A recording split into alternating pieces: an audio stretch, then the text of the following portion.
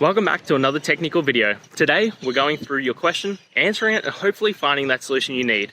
Guys, remember to stay just a little bit crazy, just like me, and hopefully get to that resolution. Now, let's get on to the video.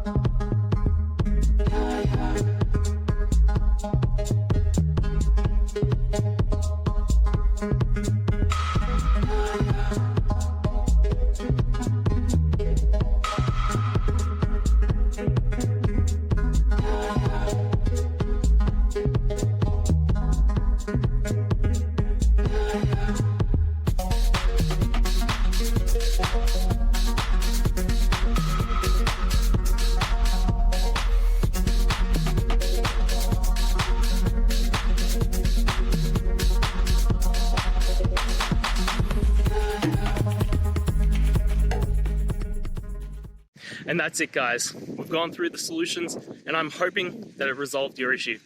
If it did, please hit the subscribe button. I'd really appreciate it. And until next time, I hope you have a good one. Cheers.